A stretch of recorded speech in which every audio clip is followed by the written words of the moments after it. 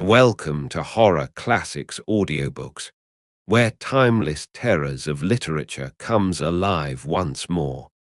Tonight, we present a chilling masterpiece that continues to haunt generations of readers.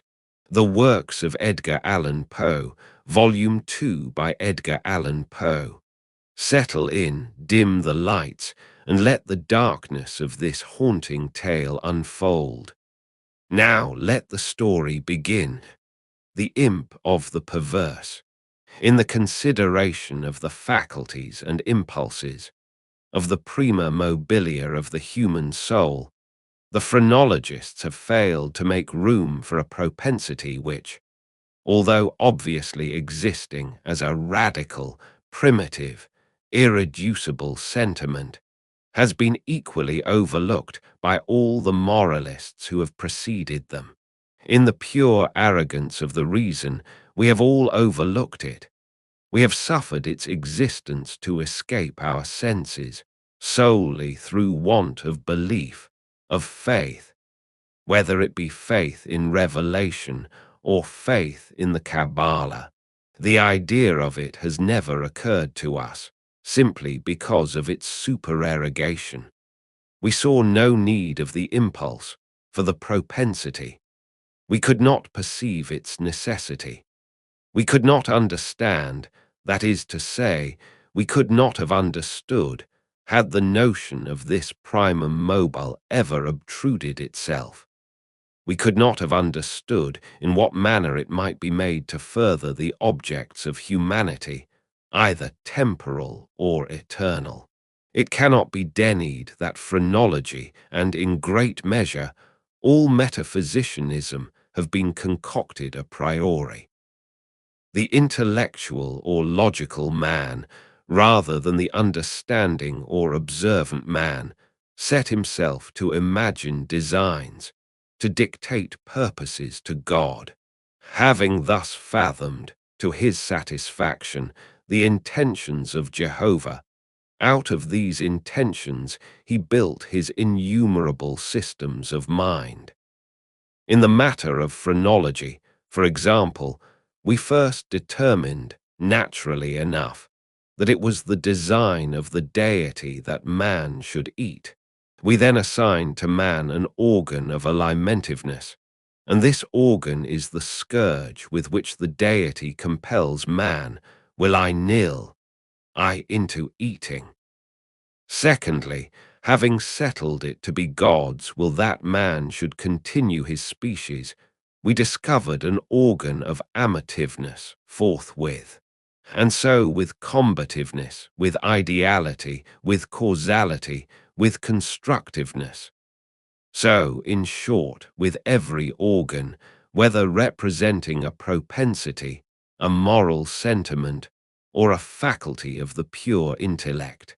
And in these arrangements of the principia of human action, the Spurzheimites, whether right or wrong in part or upon the whole, have but followed in principle the footsteps of their predecessors, deducing and establishing everything from the preconceived destiny of man, and upon the ground of the objects of his Creator. It would have been wiser, it would have been safer to classify, if classify we must, upon the basis of what man usually or occasionally did, and was always occasionally doing, rather than upon the basis of what we took it for granted the deity intended him to do. If we cannot comprehend God in his visible works, how then in his inconceivable thoughts that call the works into being? If we cannot understand him in his objective creatures, how then in his substantive moods and phases of creation? Induction, a posteriori, would have brought phrenology to admit, as an innate and primitive principle of human action, a paradoxical something, which we may call perverseness, for want of a more characteristic term. In the sense I intend, it is, in fact, a mobile without motive, a motive not motivert. Through its promptings we act without comprehensible object. Or, if this shall be understood as a contradiction in terms, we may so far modify the proposition as to say that through its promptings we act, for the reason that we should not. In theory, no reason can be more unreasonable, but in fact there is none more strong. With certain minds, under certain conditions, it becomes absolutely irresistible. I am not more certain that I breathe than that the assurance of the wrong or error of any action is often the one unconquerable force which impels us, and alone impels us to its prosecution. Nor will this overwhelming tendency to do wrong for the wrong's sake admit of analysis or resolution into ulterior elements. It is a radical, a primitive impulse, elementary.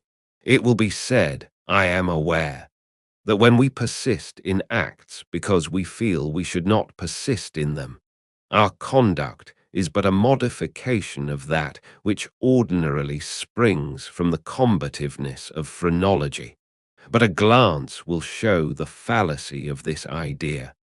The phrenological combativeness has for its essence the necessity of self-defense.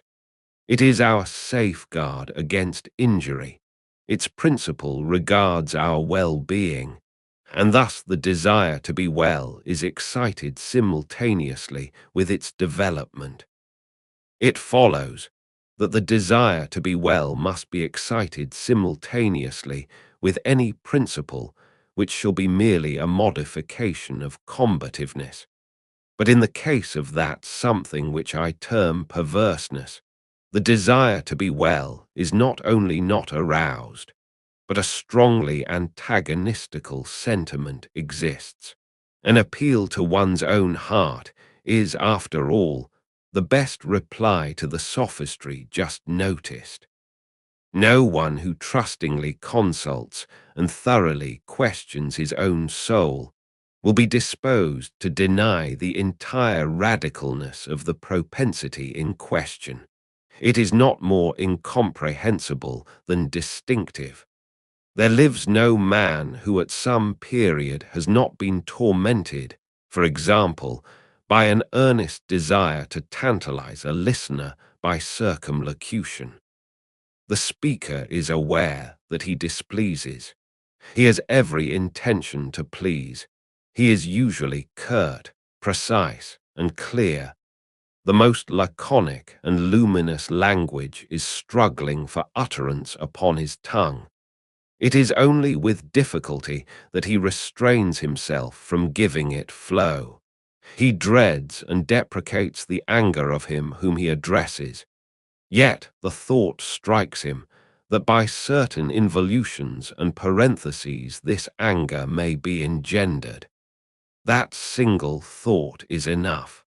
The impulse increases to a wish, the wish to a desire, the desire to an uncontrollable longing, and the longing to the deep regret and mortification of the speaker, and in defiance of all consequences, is indulged. We have a task before us which must be speedily performed. We know that it will be ruinous to make delay. The most important crisis of our life calls, trumpet-tongued, for immediate energy and action. We glow, we are consumed with eagerness to commence the work, with the anticipation of whose glorious result our whole souls are on fire. It shall be undertaken today, and yet we put it off until tomorrow. And why? There is no answer, except that we feel perverse, using the word with no comprehension of the principle. Tomorrow arrives, and with it a more impatient anxiety to do our duty, but with this very increase of anxiety arrives also a nameless, a positively fearful, because unfathomable, craving for delay. This craving gathers strength as the moments fly. The last hour for action is at hand. We tremble with the violence of the conflict within us, of the definite with the indefinite, of the substance with the shadow. But if the contest have proceeded thus far, it is the shadow which prevails. We struggle in vain. The clock strikes and is the knell of our welfare.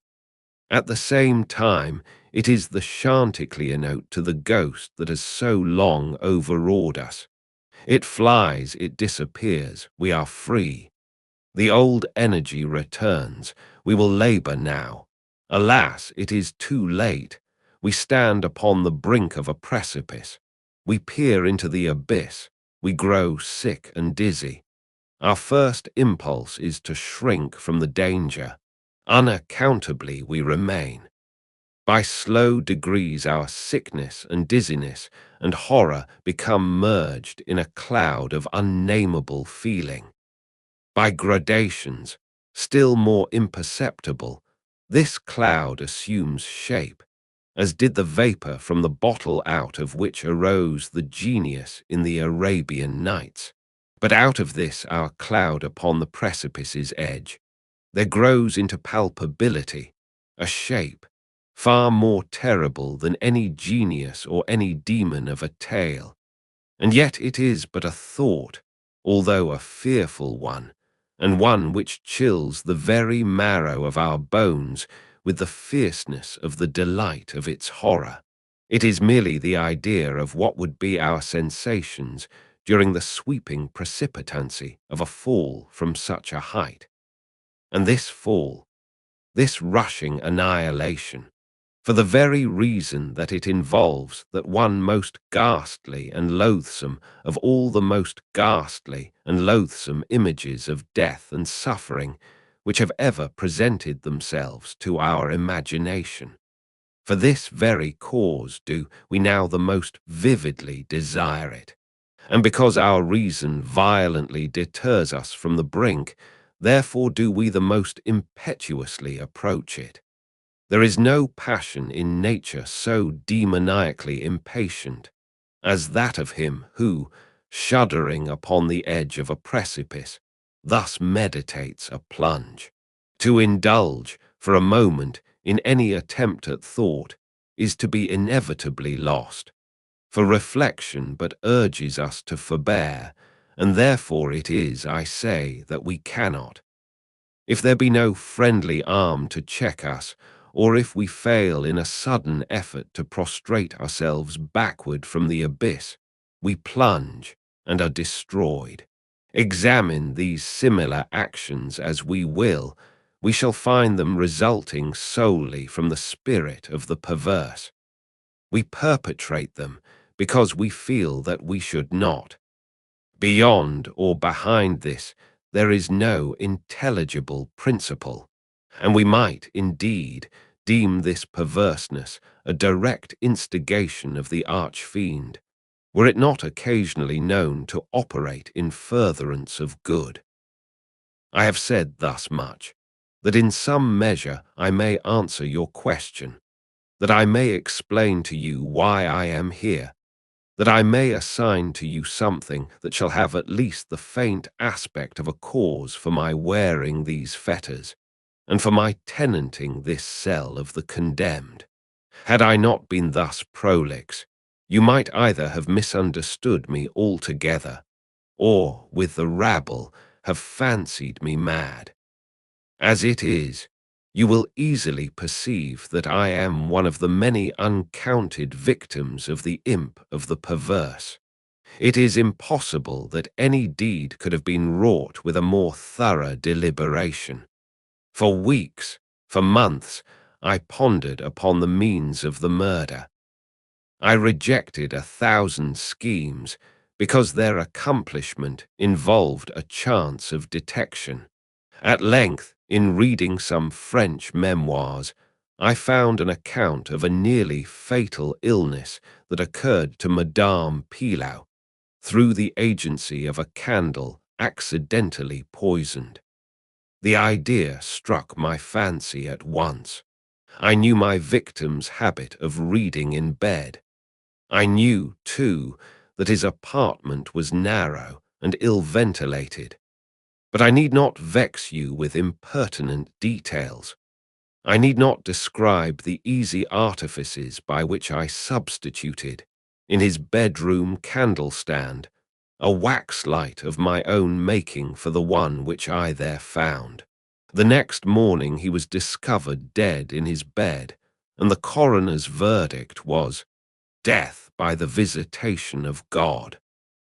Having inherited his estate, all went well with me for years. The idea of detection never once entered my brain. Of the remains of the fatal taper, I had myself carefully disposed. I had left no shadow of a clue by which it would be possible to convict, or even to suspect me of the crime. It is inconceivable how rich a sentiment of satisfaction arose in my bosom as I reflected upon my absolute security. For a very long period of time, I was accustomed to revel in this sentiment. It afforded me more real delight than all the mere worldly advantages accruing from my sin. But there arrived at length an epoch from which the pleasurable feeling grew, by scarcely perceptible gradations, into a haunting and harassing thought. It harassed because it haunted. I could scarcely get rid of it for an instant. It is quite a common thing to be thus annoyed with the ringing in our ears, or rather in our memories, of the burthen of some ordinary song, or some unimpressive snatches from an opera. Nor will we be the less tormented if the song in itself be good, or the opera meritorious. In this manner, at last, I would perpetually catch myself pondering upon my security, and repeating in a low undertone the phrase, "I am safe." One day, whilst sauntering along the streets, I arrested myself in the act of murmuring, half aloud, these customary syllables. In a fit of petulance, I remodelled them thus: "I am safe, I am safe. Yes, if I be not fool enough to make open confession." No sooner had I spoken these words than I felt an icy chill creep to my heart. I had had some experience in these fits of perversity, whose nature I have been at some trouble to explain, and I remembered well that in no instance I had successfully resisted their attacks. And now my own casual self-suggestion that I might possibly be fool enough to confess the murder of which I had been guilty confronted me, as if the very ghost of him whom I had murdered, and beckoned me on to death. At first I made an effort to shake off this nightmare of the soul. I walked vigorously, faster, still faster. At length I ran. I felt a maddening desire to shriek aloud. Every succeeding wave of thought overwhelmed me with new terror, for, alas, I too well understood that to think in my situation was to be lost. I still quickened my pace.